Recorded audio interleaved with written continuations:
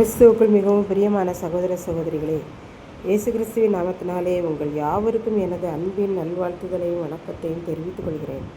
இன்றைய பகலின் குளிர்ச்சியான நாளின் தியான வசனம் எஸ்ரா 5ஆம் அதிகாரம் 11ஆம் வசனம். நாங்கள் பரலோகத்துக்கும் பூலோகத்துக்கும் அடியாராயிருந்து இஸ்ரவேலின் பெரிய ராஜா ஒருவன் அநேக வருஷங்களுக்கு முன்னே கட்டி தீர்த்த இந்த ஆலயத்தை நாங்கள் மறுபடியும் கட்டுகிறோம். எருசலேம் தேவாலயத்தை யூதருடைய மூப்பர்கள் கட்டி கொண்டிருக்கிறார்கள். இதை அறிந்த சத்துருக்கள், இந்த ஆலயத்தை கட்டும்படி உங்களுக்கு உத்தரவு கொடுத்தவன் யார் என்று கேட்டார்கள். இதுவுமல்லாமல் ஆலயத்தை கட்டுகிறவர்களுக்குள்ளே தலைவராய் இருக்கிறவர்களும் யார் என்று அவர்களுடைய பெயர்களையும் கேட்டார்கள். அதற்கு யூதர்கள் மறுமொழியாக, பரலோகத்துக்கும் பூலோகத்துக்கும் தேவனாயிருக்கிறவருக்கு நாங்கள் அடியார்களாயிருந்து இஸ்ரவேலை ஆண்ட பெரிய ராஜாவாகிய சாலோமோன் அநேக வருஷங்களுக்கு முன்னே கட்டி முடிக்கப்பட்ட இந்த ஆலயத்தை நாங்கள் மறுபடியும் கட்டி கொண்டிருக்கிறோம். புதிய ஆலயத்தை நாங்கள் கட்டவில்லை என்று கூறினார்கள்.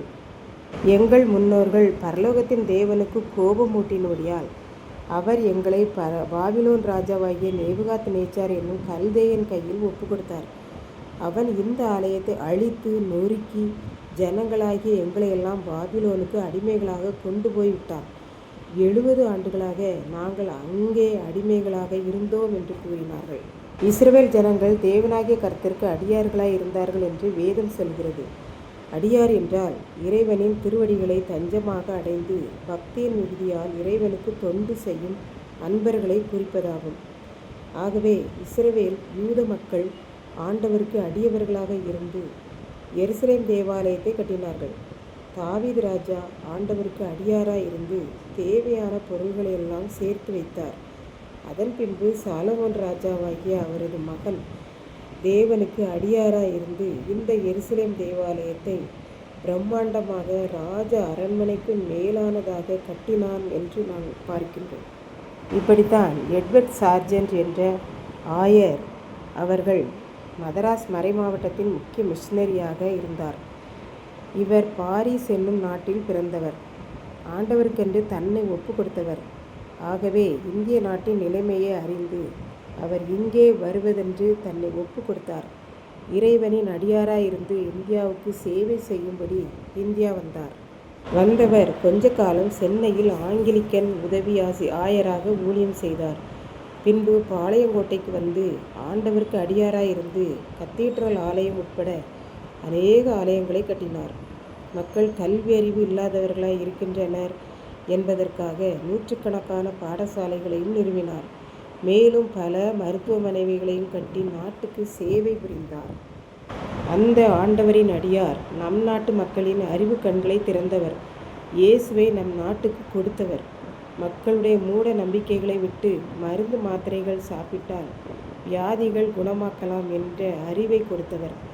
அதனால் இன்றைக்கு நாம் மருத்துவத்துறையிலும் கல்வித்துறையிலும் உயர்ந்து மேலோங்கி நிற்கிறோம் என்பதில் சந்தேகமில்லை. இப்படி ஆண்டவருடைய அடியாராயிருந்து பல தொண்டாற்றியவர் பிஷப் சார்ஜென்ட் ஐயா ஆவார். இதை கேட்டுக்கொண்டிருக்கும் எனக்கன்பானவர்களே, இன்றைக்கு நாம் ஆண்டவருக்கு அடியார்களாக இருக்கின்றோமா? அவருக்காக நாம் என்ன செய்கின்றோம் என்பதை சிந்தித்து பார்ப்போம். ஆலய கட்டுமான பணிகளுக்காக நாம் கொடுக்கிறவர்களாக இருக்கிறோமா? ஆலயத்தை நேசிக்கிறோமா? நம்மை சுற்றியுள்ள மக்களின் தேவைகளை அறிந்து உதவிகள் செய்கிறோமா? அநேகருக்கு ஆலோசனை சொல்லுகிறவர்களாய் இருக்கிறோமா?